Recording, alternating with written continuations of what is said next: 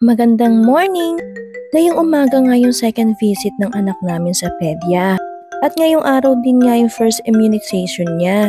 Medyo kinakabahan nga ako para sa anak ko dahil for sure masasaktan siya sa ituturok sa kanya ng doktor niya. Pero wala naman tayong magagawa doon dahil para sa kanya rin naman yun. Pagkatapos ko nga ma-confirm yung appointment niya dun sa reception, pumunta na kami agad dito sa kwarto kung saan siya ititimbang. Hinubaran ko nga lang siya saglit para makuha yung tamang timbang ng baby ko. At medyo bumigat na nga din siya, 2.94 kilograms lang siya dati. 4.92 kilogram na siya ngayon. Pagkatapos kang itimbang yung anak ko, pinapasok agad kami dito sa kwarto ng doktor. Mabuti na lang at hindi na kami naghintay, siguro wala pang ibang pasyente. Nakakatuwa ang panoorin tong anak namin dahil napakabihib lang niya. Biruin mo ba naman kung ano-ano nang pinagagawa sa kanya ng doktor pero okay lang sa kanya. Pero sana dapat ganyan ka din sa bahay, di ba? 2 injection sa magkabila ang hita at isang gamot ang pinainom sa kanya. Pagkatapos nun, okay na. Ganun lang kabilis yung check-up ni baby. Pagkalabas nga namin, dumiretso agad yung asawa ko dito sa reception para makapagpabook agad kami ng pangatlong check-up ni baby or yung pangalawang immunization niya. So sa March 8 na nga yung susunod na appointment ni baby.